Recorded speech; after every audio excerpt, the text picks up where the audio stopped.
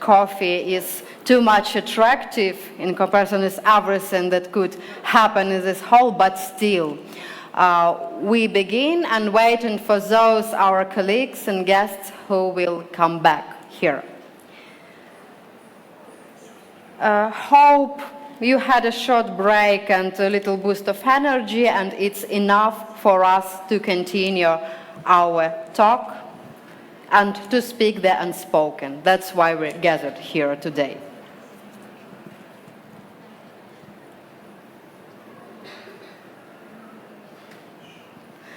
So, recent history in many countries shows us a hard truth. When past traumas are left unspoken, when peace is forced as a quick fix to end conflicts, when feeling of injustice and resentment are ignored, and when there is no shared vision for the future, these issues become lasting barriers after a crisis.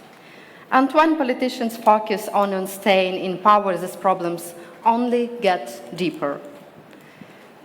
Who should lead the conversation about a country's future? Should it be politicians, public intellectuals, the media, civil society, all of them together? How do we address the traumas of the past that still haunt us? And who will take responsibility to telling the truth? Not to divide, but to heal, to unite, and embrace the chance to move forward. To talk about this, we are happy to have on the stage our speakers. Ray Hartley, who served on executive on the National Union of South African Students and worked with the Human Awareness Program, who covered Nelson Mandela's presidency and reported extensively on the country's democratic transition. Now he is research director of the Fred Hurst Foundation. Please welcome Ray Hartley. Rebecca Harms, who served as a member of the European Parliament, championed climate action, renewable energy, human rights with focus on Eastern Europe. A strong advocate for EU I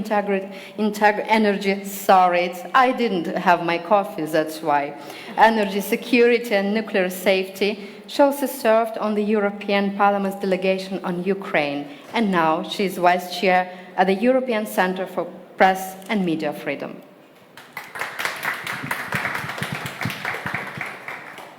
Aida Cerkez, veteran journalist, editor, and manager with over 30 years of experience covering the Balkans. Since 2017, Aida has been an editor with the Organized Crime and Corruption Reporting Project, OCCRP. And I'm also happy to welcome our moderator, Angelina Kariakina, who is journalist and media manager. Angelina is a co-founder of the Public Interest Journalism Lab and works as an editor and author for the Reckoning Project films. So, colleagues, the stage is yours, and I'm happy to spend the next hour with you. Thank you so much. I hope the rest of the guests had their energy boost and now are ready to join our conversation, which has a really wide spectrum of questions, from trauma, the vision of peace, the peace narratives, and justice. This is what I also wanted to talk about. But let me probably start with something that is just right now on our minds, and it's just happening. I know we're not here on a breaking news cycle, but we cannot ignore a few facts.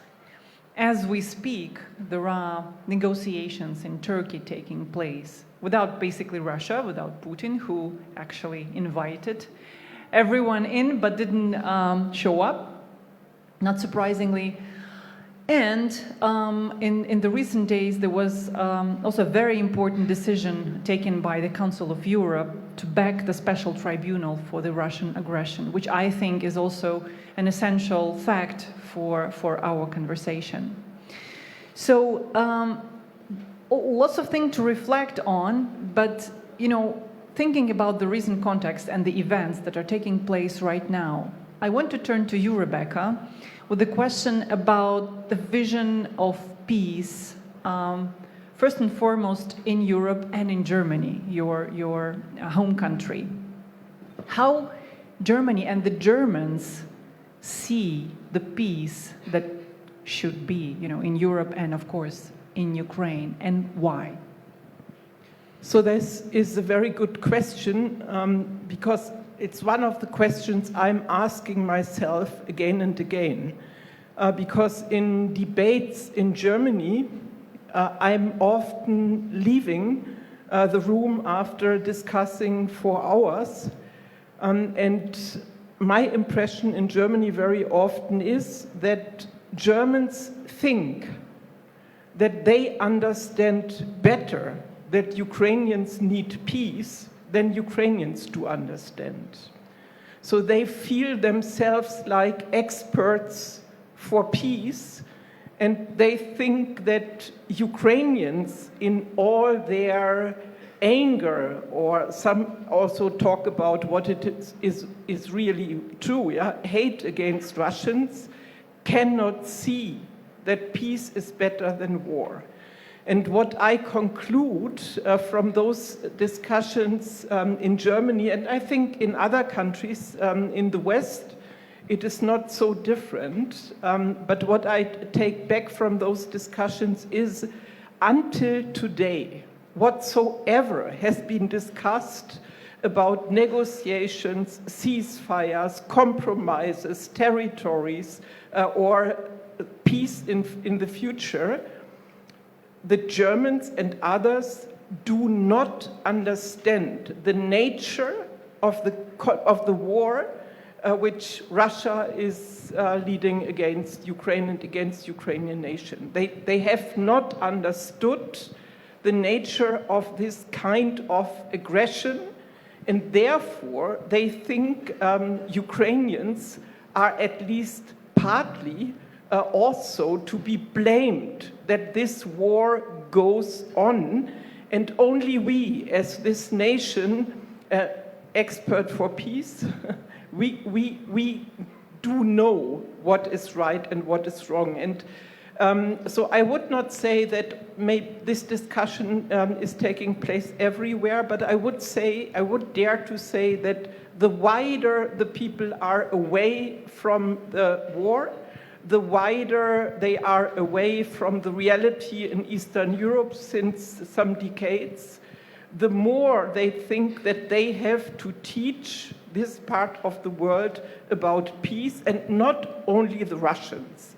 And that's one of the problems in all those so-called peace narratives. Could I quickly specify, it's something that we also hear from the new US administration, President Trump, multiply saying that it's a horrendous war. Thousands of people are getting killed each day. Like, it's not our people. Like, we don't know how many people are killed each day.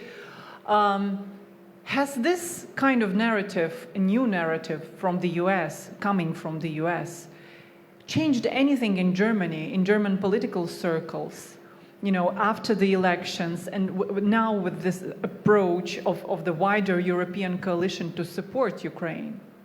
So Trump, whether he was intending that or not, I can't judge, but with this equalizing the aggressor and the victim of the aggression, so the country under attack, equalizing this, he helped a lot the camps in Western Europe who think NATO or bid at least Ukraine, but always in the background NATO, have to be blamed that Russia became aggressive. So that is one of the results of this Ukraine or Russia strategy. You can't call it strategy. This what Trump and his circle are doing. And so what also was shocking for me was to see that so wherever people stood on Ukraine, skeptical, in favor of fully supporting Ukraine and weapons delivery, etc., in my country, most of the people, when Trump came up with his ideas, imperial ideas towards Ukraine and Russia, in the interests of the Americans, and he called it peace interests for Ukraine. So most of the people connected suddenly a certain hope with what Trump was saying and doing. And that's probably for me the most frustrating recent experiences on this topic. Thank you, Rebecca. Let me turn now to Aida, asking, maybe you have some reflections, on this short dialogue about the Germany's vision of the peace, or rather someone's vision on the peace that should take place in your own country. I don't know if you have something to react, would be great. But my wider question is that we understand that there is no peace without justice. And my question to you, and both to Ray then, is how do you see justice? Because rather frequently we hear from people, we see the aspirations that it's kind of an act or an event that should take place once, and then you have justice, for everyone or for someone, rather than, it's a process that takes years and years and years. So what's your take on that? First of all, I come from Bosnia and Herzegovina. We had a war 30 years ago, which ended with no winner. The country is divided and has completely, the two parts of the country, it's ethnically divided, has completely different views on the world and on Ukraine. The part where I come from, which is the Bosniak Croat part, is 100% pro-Ukraine because it sees itself as the victim of an aggression of Serbia on Bosnia. The part run by Bosnian Serbs is 100% pro-Russian. They see themselves as a parallel to Russia, which had the right to invade Ukraine, because Ukraine doesn't really exist, and it's not a nation, it's actually Russia. The same they thought and believed 30 years ago about Bosnia, that it doesn't exist and it's all Serbia. So I come from a divided society. I come from the 100% pro-Ukraine society. But when it comes to justice, I don't think there will be peace without justice. I don't think that's possible, because even if you achieve peace, which is, you will only achieve the non-existence of an armed conflict, but not peace. In order to get peace, people will need closure. And closure means to establish exactly what happened, whose fault it was, and the ones who have committed crimes to end up in jail.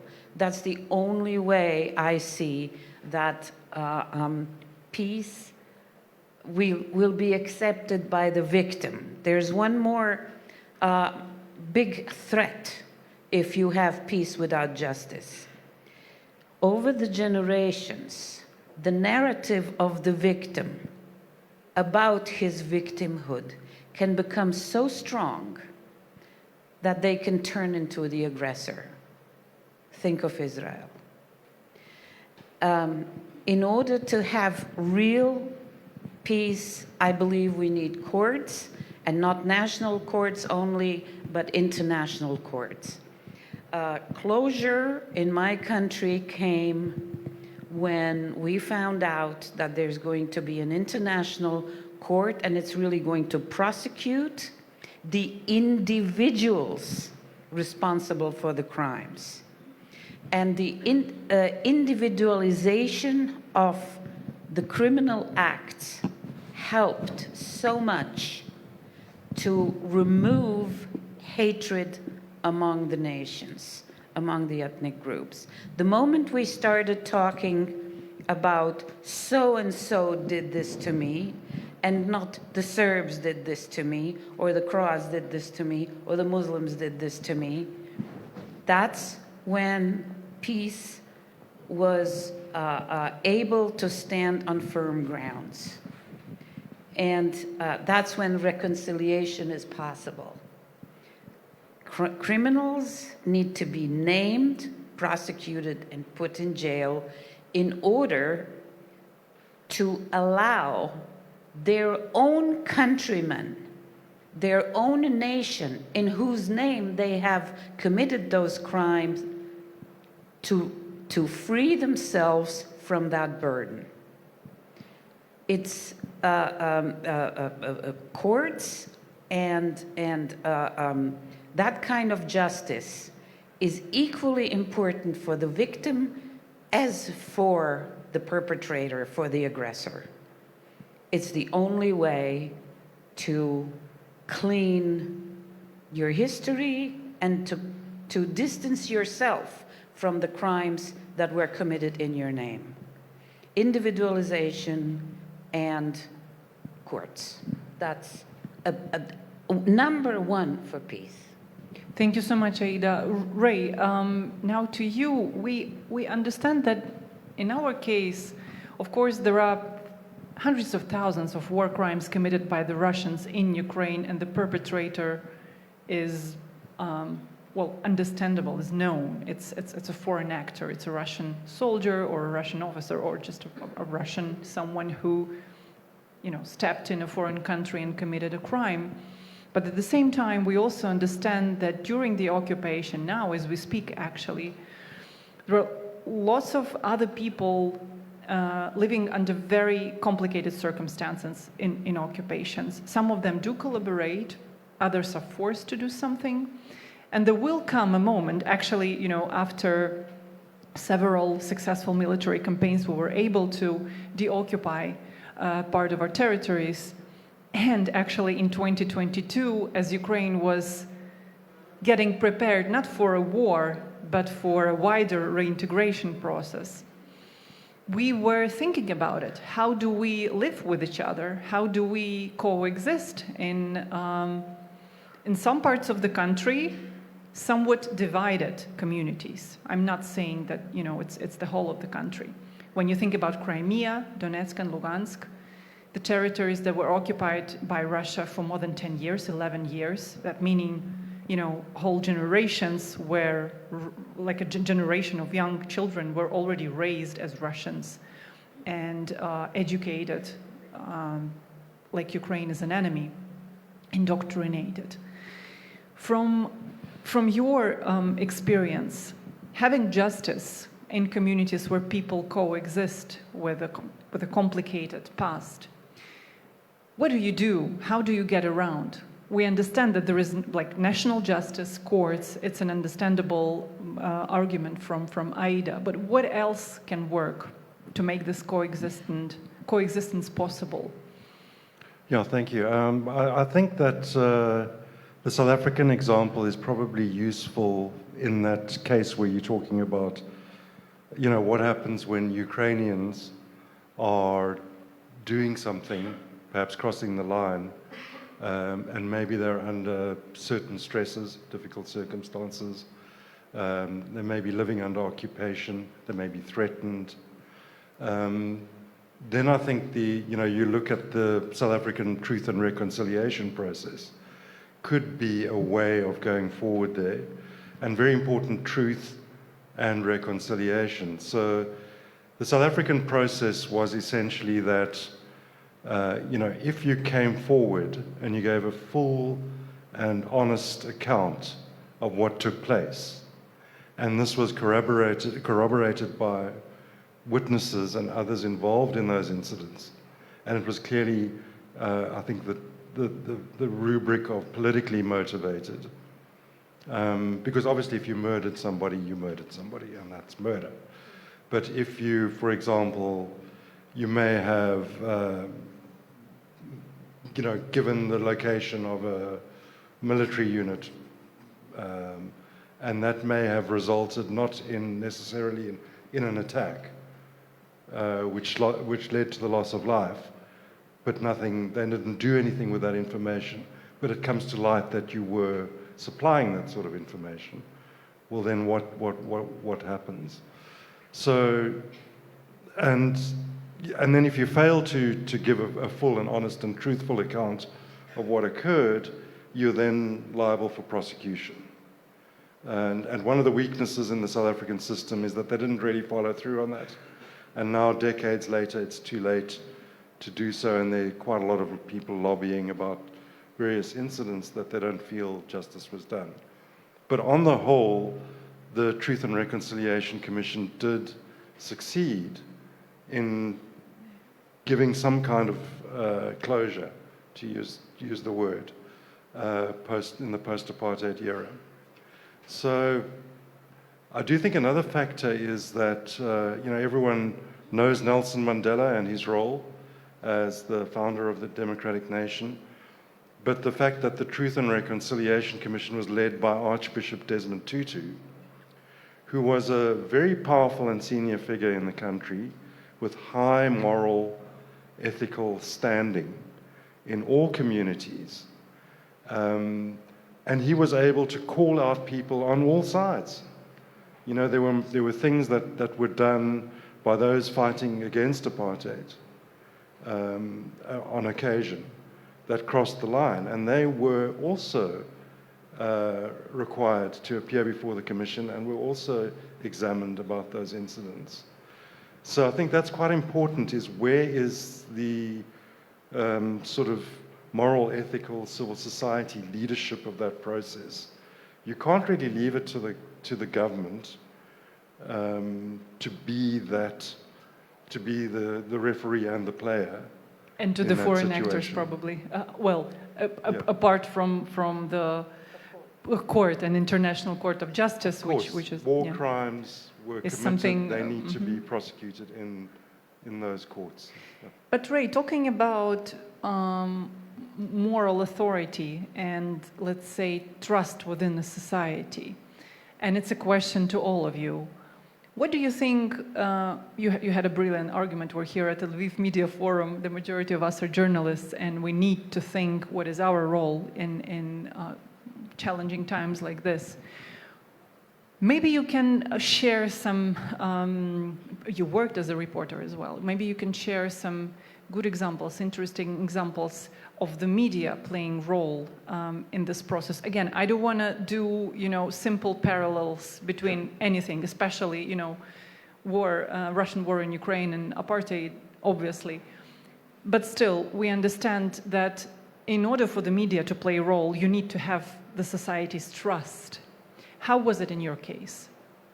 Yeah, I think that's a vitally important point, because especially probably more so for Ukraine, because in wartime, you find that media plays a particular role, and that role may be different to media in peacetime. I mean, for example, I think during the anti-apartheid struggle, media were very much exposing the apartheid government, were very much critical of the apartheid regime and the security legislation and the detentions and all the things that happened. And when transition to democracy occurred, there was, for quite some time, for quite a few years, a reluctance on the part of the media to subject the new establishment to the same rigorous, critical approach. And it's during those years that the incubation of a lot of corruption and mismanagement of public funds and the appointment of people who were not competent and so on occurred, and is now sitting with us today in South Africa. I think everybody, even the ruling party, acknowledges that we do have a crisis of state legitimacy, corruption, and so on. So you've got to be, the media has to transition and be able to play a critical role and understand that that doesn't mean that it's undermining the establishment of a post-war order. It's actually strengthening it. It's a really strong point, especially in Ukraine, when the the investigations and the criticism of the government or the military, the army, is criticized by the government, saying that you're playing into the tune of the Russian propaganda. Aida, to you, on the role of the media. Thank you, Ray. Yes, I actually, before I started working in investigative journalism, I was the bureau chief of the Associated Press during the Bosnian War for 24 years and afterwards. And what I have noticed back then is that many media fall into the trap during a war to report in a tone that suits the public. And the public at the time is angry. And the more you feed that anger, the more popular you are. What you're doing with this is irreparable damage. Because one day the war is going to be over and you're going to end up with a continuously bitter population that is going to be still filled with hatred toward all Russians for the next 100 years. And it will hamper your progress, because everything will evolve around your emotion of anger. And I think that the media can play a key role in preventing this anger to persist for the next 5 generations. And that is not to fall into the trap to adjust your tone to populism. I understand. You are all now angry, so were we. And our domestic media made the mistake to feed that anger. Journalists should stay professional, emotionless, if possible, when analyzing and when giving news, without pompous words like, we had constructions like the Muslim fundamentalist baby killers, that's among others, on one side.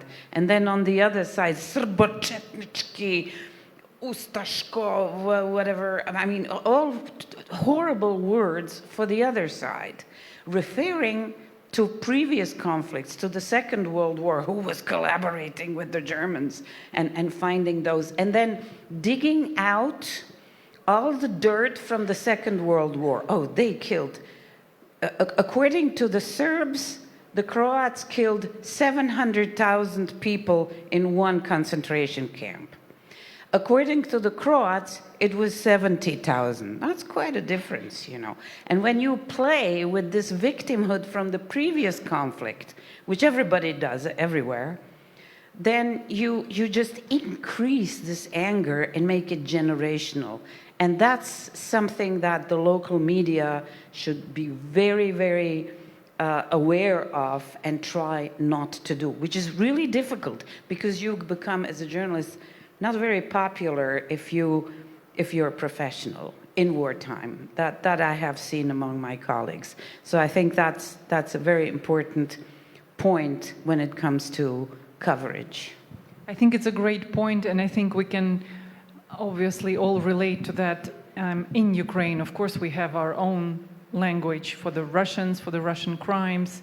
I mean, and it's difficult to resist that language. It's difficult to resist, that's one, but it's also difficult to rewind, like, you know, undo this when it becomes a part of general tone and the headlines and everyone is saying, you know, that and that.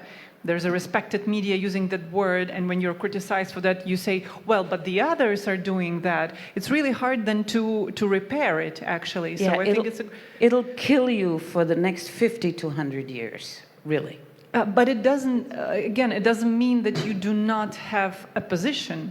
Ray, you had a phrase. Yeah, of course. I'll give it to Rebecca. Just very quickly. Sure. I mean, I think it means going back to the fundamentals and remembering the fundamentals of journalism. So the separation of opinion from reporting.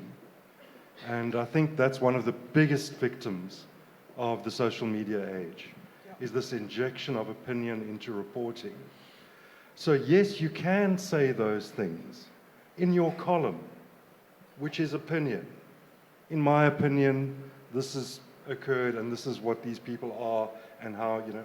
But when you're reporting the facts in the news pages, you need to take that out of it. Otherwise, you won't have the credibility to last. I think I'll give it to Rebecca right now, but I think it's a very important point also for the way the Ukrainian journalists and media are then regarded among the foreign press and foreign media. Quite often you would hear, well, I mean, I've been working and collaborating with a number of foreign media across the whole globe, and I could see that from certain countries, there was like, you know, a very careful attitude to you as a Ukrainian because you might have emotions, and that's okay. This is what I say. I am a Ukrainian. Of course, I do have emotions. That doesn't make me unprofessional. When it comes to the Germans, I frequently hear, you know, in German events, in communication, also this kind of argument that if you're Ukrainian, you're probably taking sides. And I always explain that it's okay to take a side when you're on the side of law, international law, you know, or just basic humanity. It's fine. You take sides when there is a crime. You do not equate a criminal and a victim. Or you take sides in science. You know, there is a number of people who believe, you know, that vaccination do not work, or that the earth is flat, and there are lots of people like that. You do not equate them. It's fine. And you as media, you take sides, right? You say that we do not equate science and non-science and conspiracy. But when it comes to Ukraine, it's much more complicated. It's politics. Rebecca? So one advice for next meetings with the German colleagues, the experts, always the best, yeah, the elite. So normally all the known German journalists are running their social media accounts. And if you read the social media accounts by the most important, most influential German journalists, you see that the standards they apply for their printed articles or their shows on TV, yeah, are not valued for their social media account. So on social media, everybody speaks quite freely about what they are thinking, and that's totally in conflict from my point of view with what we as public or as those people who buy the newspapers would expect from those people who write. They can have their opinion, but they can't have a second life in social media and do the opposite of what they are doing in their official positions. Yeah?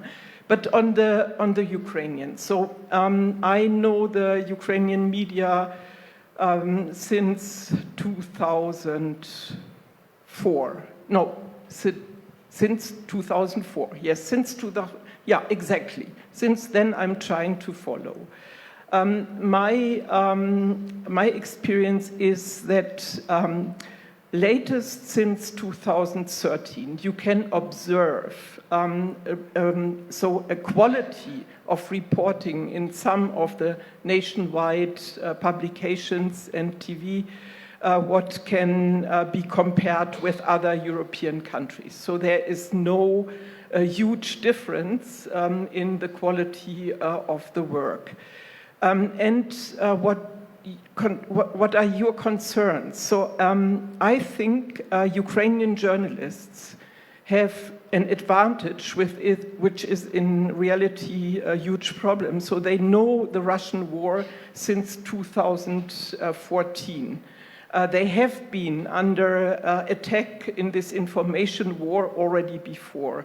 So they are, in a way, much better prepared for reporting under the conditions of the Great Invasion than other countries under attack or in war. And from my point of view, you cannot ask Ukrainian journalists to forget about their emotions. So your colleagues are killed, your colleagues are captured, are tortured, are murdered in Russian captivity, as we were reminded only 1 hour before our panel. So no Ukrainian journalist can be without emotions. Everybody knows that Russia had this blacklist of journalists and artists. They wanted to kill those people. So there are these emotions, and that Ukrainian journalists, in spite of this, are able to do profound documenting, reporting, writing, making films about the war crimes they observe, is a great advantage for this country and for the rest of the world. So recently, before we came to Lviv, there were here these ministers for foreign affairs from many countries. 40 countries now officially support this special tribunal against Putin and his circle. And that's the result, to a big part, of very, very professionally done documenting and reporting about the war crimes. So besides the emotions, which are totally naturally and probably also needed to overcome and to resist the attack, so besides this, Ukrainian journalists do a tremendous work reporting about those crimes, and I would expect that this work of those journalists in numerous media in Ukraine and organizations would be much more published, translated and published in our Western media, because then the West would have better chances to understand the nature of the war and of the aggression. Thank you so much. Yes, thank you so much, Rebecca. And I think the other absolutely vital fact is that Ukraine, as a democratic country, is open to other media. I mean, if you're a German and, I don't know, any American, any journalist, you can come to Ukraine and see with your own eyes, travel to the front line, speak to the survivors of the war crimes, and make your own opinion. That's one. And I think, well, part of our topic here is how to make peace and progress. That's another challenge for Ukraine. As we fight, we need also to maintain a democratic, open society, which is our own also internal challenge. But let me ask you another question. We're here from absolutely different perspectives in different parts of the world. With everything that is happening right now in the world, with other conflicts, you know, with this concept of victimhood competition, what is worse, demolition, a destruction of a hospital, children's hospital in Gaza or in Ukraine,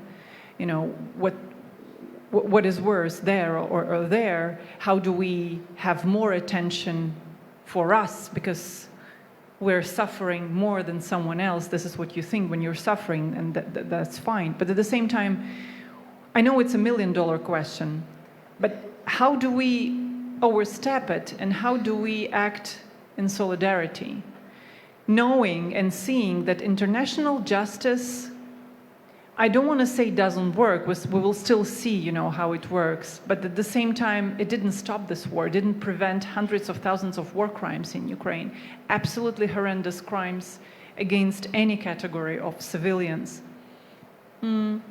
You've seen, Aida, as well in Bosnia, the way the international community works. So with all that, what do you think is possible for us to do with all those lessons learned in order to do something and make justice, international justice, work? It's a hard question, but still we could reflect on it a little bit. It's a hard question, but what's harder is to achieve what you're just... I really don't know.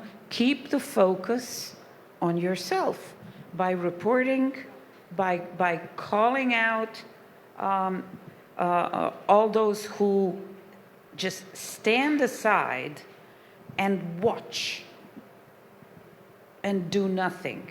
And most of all, try to be progressive in such a way where, and many levels in every society are trying to have this elitist approach where they think that that being neutral in such a war is Makes them better. Yeah. You know. And I learned this from, I was a young reporter when I started, and I learned this actually from Christiana Mampour. She taught me this. You know, don't be neutral. This is not a war where you should be neutral. Because if you try to be neutral, you will be subconsciously looking for ways to equalize the two sides, just to prove that you're neutral and you're above this situation. What you have to do is to be truthful. Just say what's happening. And if this war is black and white, then say so. But don't try to be neutral and try to equalize the sides in order to leave an impression as if you would be above the situation somehow and know better. And I remember that very well, because it's really tough. It's difficult for a reporter during the war to, first of all, be truthful, because I don't know what's happening on the other side, which is why I need colleagues on the other side. I think cooperation between journalists is key, if that is possible. However, in I think your case, it's very difficult, because every opposition and every media that criticizes the Kremlin narrative is eliminated. So who do you cooperate with? But we all know that.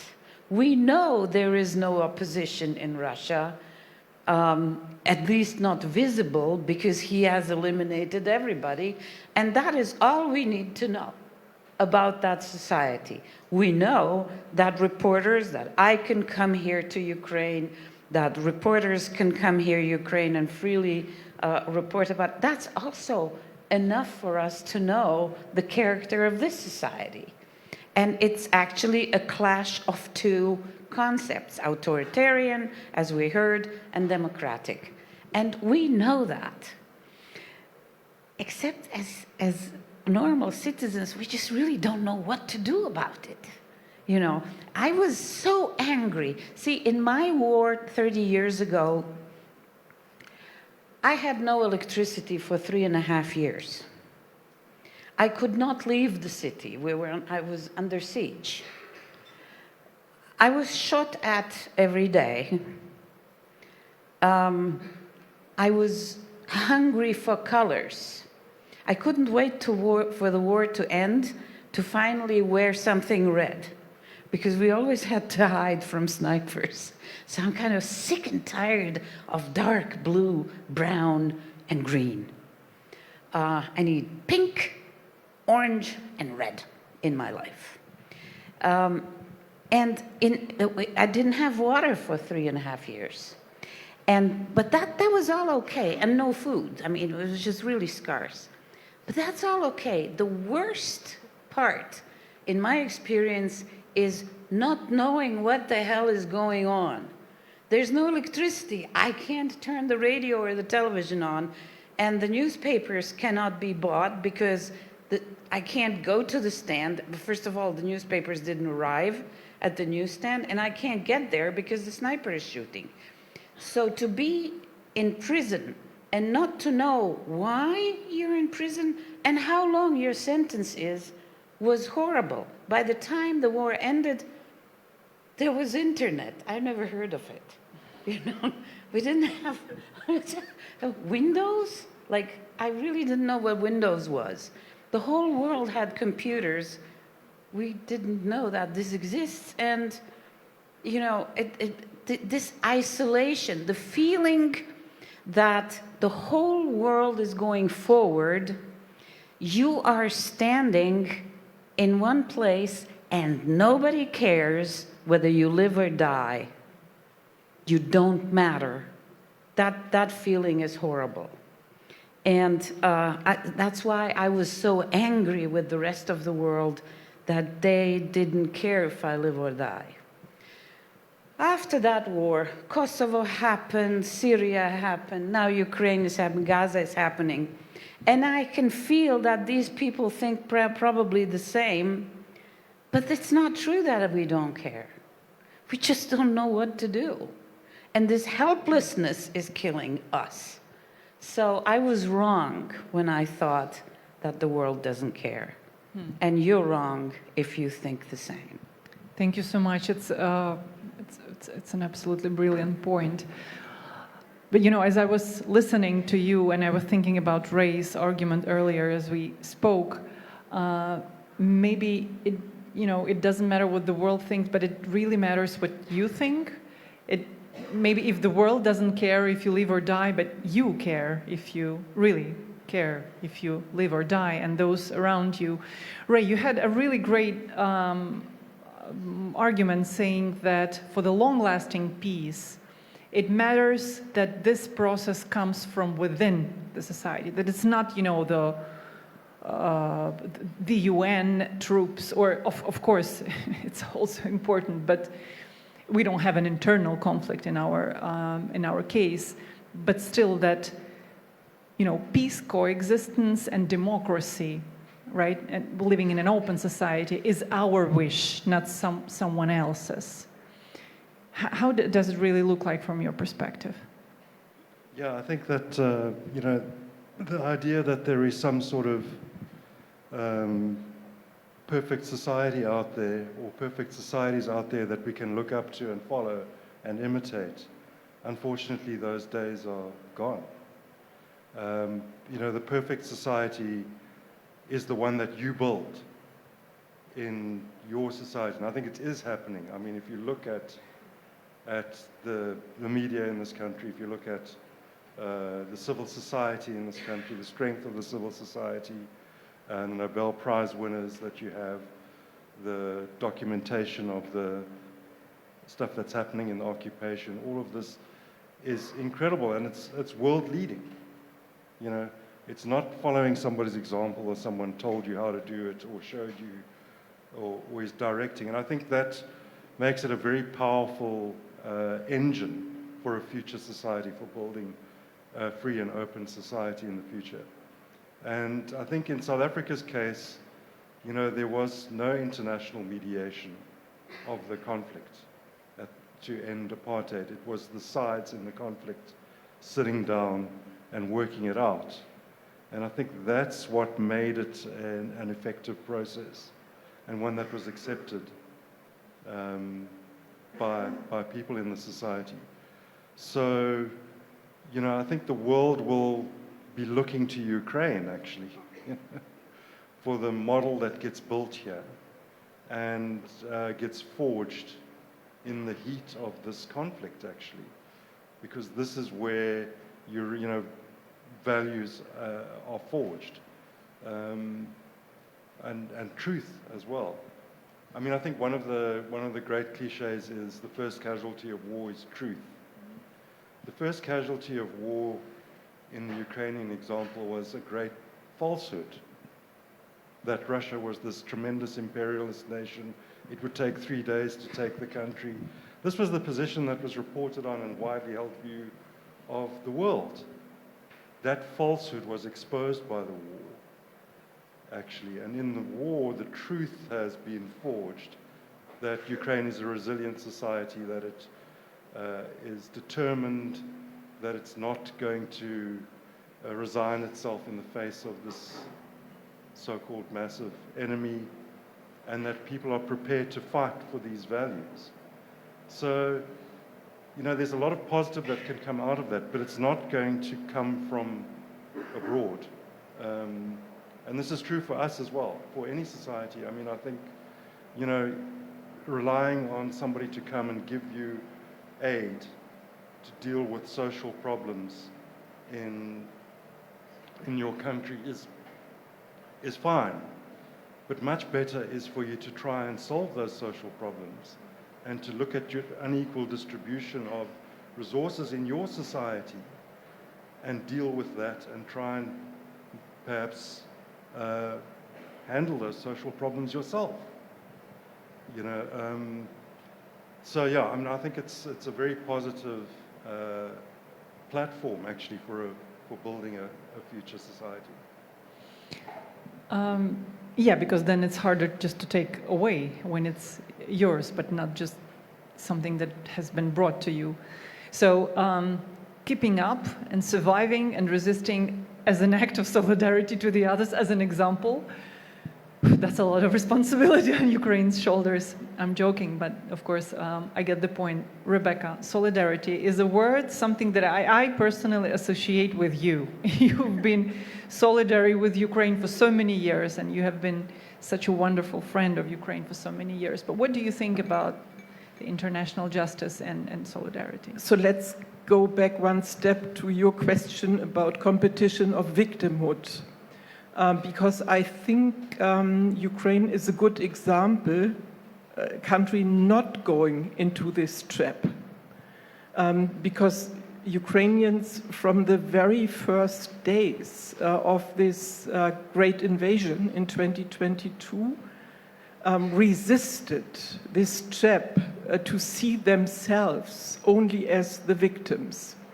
And maybe this is also connected to this process since 2013-14, Maidan, and then occupation of Crimea. So Ukrainians understood their fight already then as this ongoing decolonization fight, and they are simply fighting back. Yeah? And I think that's a good condition, and this also is helpful to win on certain issues. And I think, for example, in my country, Germany, without a very consistent campaign and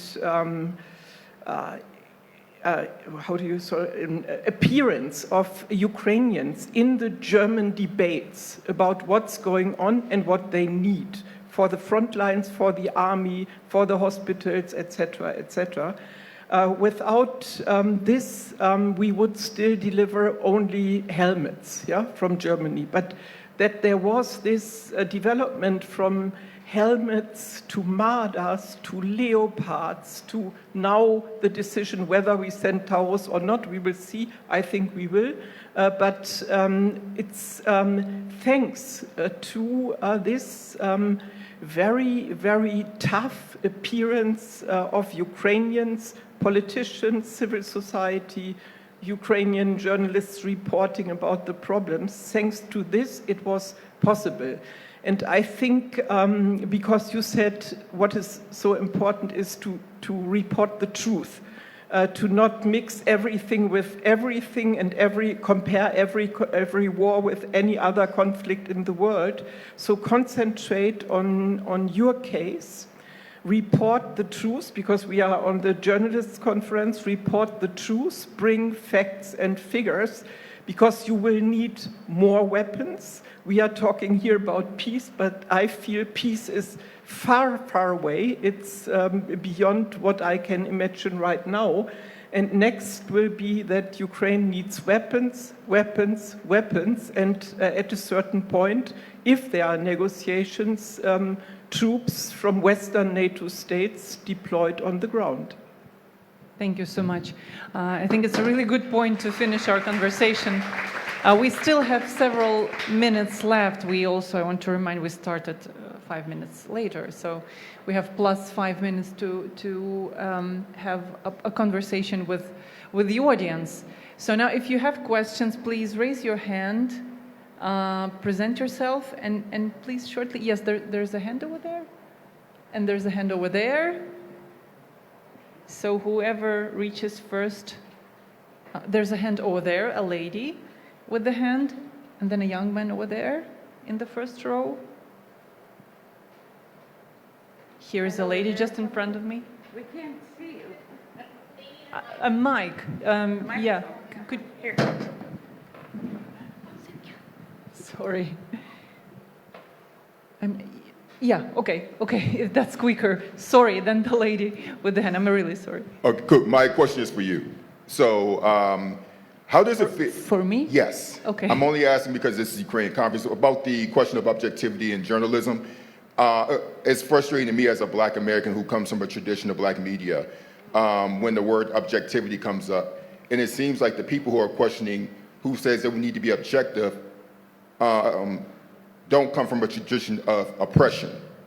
And I'm curious to you, how do you and your Ukrainian colleagues navigate the question, which I think is kind of unfair, and there's a bit of kind of bias in it, Western bias in itself, of navigating this question of objectivity, measuring that up against the fact that you're literally having to report on your colleagues and your family who are forced to die. I know what it's like being a Black American when white people tell me that I'm being biased because I'm talking about the oppression of my own people. I'm curious, what does that look like for you and your Ukrainian colleagues? Thank you so much for this question. You know, I closed down this question for me probably almost 3 years ago in 2022, when I thought that there was a moment when I thought that it doesn't matter if I'm Ukrainian, but actually it matters who you are. It matters. I mean, you don't put in your title, you know, Angelina Kariakina, a Ukrainian from Kiev Oblast, whose house was occupied and looted by the Russians. I can say it in my story if it's relevant. It might be not relevant to a story that I'm telling because there are other stories that I'm reporting on. But the fact that I'm Ukrainian actually gives me way more background to what I'm talking about. I know what I'm talking about. And it's not about my background. It's about my reporting, whether it's really professional. You know, we learned a lot at the Reckoning Project while documenting war crimes with the questionnaires that we developed together with the lawyers in order to make this testimony of a war crime survivor to be relevant for the court later, not only for a journalistic story. You need to make it really, really careful so that all your questions are put down like in a court. And the court, you know, is super objective, and the court doesn't acknowledge like leading questions. Like, you don't ask a person, you know, how did the Russian guy who raped you look like? You ask, what uniform did he wear? What language did he speak? You know, how did he appear? How old do you think he was? Things like that. And even those small things are quite enough to make you a good reporter, not a biased reporter, a Ukrainian who is reporting on war crimes committed to Ukrainians. Now, you know, I think it's the same question if you ask me, how do I report on gender-based crimes as a woman? I cannot just like undo the fact that I'm a female reporter. And I've been through things as a woman, and I cannot just undo them or forget them. It also adds up to my identity. So I think there was a part in my life when I thought I should like make myself, you know, super gender neutral, nationality neutral, like this somehow, I don't know, a reporter from space. But then I thought that actually what makes my reporting strong is my background. So I think I cannot compare, absolutely I can't compare our situations, but it's something that makes me think about other situations reporters end up in. Thank you. There's a lady, yeah, with a hand. Hi, thank you for your discussion. My name is Irina.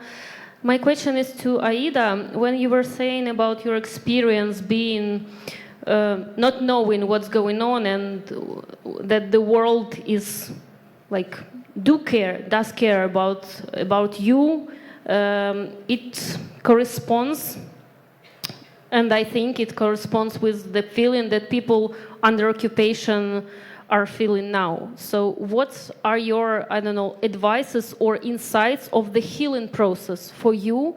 So how did you and people around you recovered from this feeling that you were abandoned and nobody cared about you?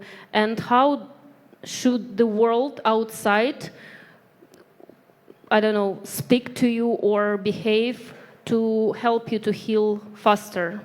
I think it will be very useful for us when we will deoccupy our territories and we will work with people who were living there. I have to tell you that the feeling that nobody cares if I live or die was just a feeling. It wasn't true. But you find out this later, you know, when you really, okay, you maybe have a better chance to find out that we all care than I did because I didn't have electricity. But pay attention to all the demonstrations that are going on in support of Ukraine. My granddaughter, who's 6, has Ukrainian days in her kindergarten in Sarajevo. That day, everybody has to wear something yellow and blue. Did you know that? Now you do.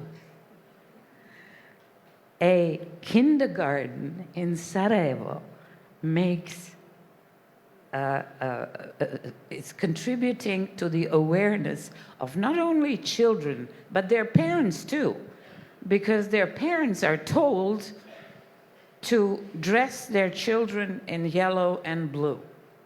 That's such a tiny little thing that you are not aware of, but that is actually in support of you, a kindergarten. Not to mention all the discussions and all the round tables and all the demonstrations that are going on that have been actually taken over by Gaza recently. But Ukraine is still present. When this war started, it started on a Thursday. The next Sunday, not 2 days later, I was glued to my television watching German media because they had a session of the Bundestag, and I wanted to see what their reaction was. And it was very painful to hear 6 times being said that this Ukrainian thing is the first war in Europe after the Second World War. 6 times I counted. It was painful for me to see that I am still not even part of Europe's history. But okay, put that aside. It made me angry. It made me angry that my Ukrainian colleague Anna, on a Tuesday, 2 days before the Russians rolled in, did not believe me when I told her that she should prepare. Oh, and this disbelief that the war will even happen was familiar to me because nobody could convince me that there's going to be a war in my country. So I wrote a letter on Monday, and it was published by the BBC, because I felt that you will have the impression that this is happening to you, and it's happening for the first time in history. And you will be stunned. You will not believe that it is happening to you, because wars like this only happen to other people somewhere in Africa or Asia, but not here. You will, like me, perceive yourself as too civilized to be involved in a war. These are all illusions. I felt I had to tell you in this letter because the experience we went through, if we don't share it with the world in form of a lesson, then the whole suffering was for nothing. We have to turn our tragedy into a step forward for humanity in general. And I'm sure you will be able to do that. But don't think that nobody cares. We're all watching. I go to bed thinking about Ukraine. I wake up thinking about Ukraine. It's just you can't see it because I individually am not capable of doing very much to change your situation, which frustrates me more than you. But always when you think that you're abandoned, think of one Thursday every month when my little Elena and everybody in her kindergarten wears blue and yellow.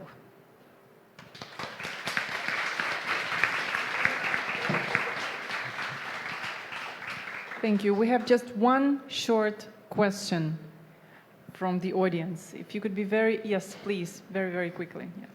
Thank you, Łukasz Mackiewicz. Very brief question. So it's nice to have examples from Germany, Reconciliation and Truth Commission from South Africa, but let's be honest, most probably we're not going to see the same situation with Russia. And when I think about Aida's comments, you need a not collective guilt, but an individual guilt. We have an example from the past where it happened. That's what Israel did after the Second World War, with targeted killings and targeted kidnapping and the Eichmann process. This is a complicated and very delicate topic when it comes to democratic values, but might actually happen to help Israelis to progress the situation of the Holocaust. Is that something that Ukraine should approach and follow as a path? Who wants to take this question? Because we have just several minutes. Rebecca, you want to take this question? Ray, Aida? Ray, maybe you? Yeah, I think it's valid. I mean, I think that on the international level, there's no question you need some kind of justice to be demonstrated when it comes to Russia and what Russia has done in Ukraine and the individuals concerned. And there needs to be an aggressive prosecution of that, because that's how you prevent this from recurring in that society and elsewhere. But I think there's a different question which you have to ask about what do you do within Ukraine, amongst the people of Ukraine, to try and build reconciliation and unity in a post-conflict society. And that may require a different process that's parallel to that international justice process. Thank you, Aida. 20 seconds. Okay, 20 seconds, then everyone. Yeah, I only want to add that I think there will be, at a certain point, made the right decision within Ukraine and hopefully within the international community. But till then, we should not forget the crucial questions, how to come there, because these international negotiation circles creates all these discussions about what will happen when. But we have so far not guaranteed as international community to Ukraine the means to win against Russia and to create the preconditions for those fair negotiations which the international community seems to want. So the first issue, before we talk about the format of justice, there must be justice, but before this we have to create with our Western solidarity the conditions for a solution, and we are not there. Thank you very much, Aida. Very, very short. I just think that the International Court of Justice is essential not only for Ukraine, but for humanity in general. And I think it is a tool that will contribute to the fact that one day, after the first convictions are made, the moment in your society when people stop talking about us and them, but about he did this to me, it is going to be a turning point. In my society, the International Court of Justice in The Hague helped. There has been, to this date, in 32 years, not one act of revenge in Bosnia and Herzegovina. None. That's thanks to that court. and it helped eliminate in the narrative the us and them. People say now, Karadzic did this to me, not the Serbs, because the Serbs didn't do this to me. He did. Thank you very much. Just a short point from myself. I think justice as peace is impossible without Russian defeat, and I think we should do everything to make it happen. And the second point is that apart from the fact that we all need international justice, Ukraine is a functioning state with a judicial system, and we as journalists should not forget that the justice is happening right now as we speak. And lots of small district courts where nobody cares, there's no journalist, where a group of prosecutors and judges are working day and night to prosecute, yes, in absentia, Russian war criminals with real faces, with real identities, and with real survivors or victims. And these stories should be told by us. It's our job to do, apart from the job that has to be done in Hague, at the UN, or whatever else. Thank you so much. Thank you so much for this conversation.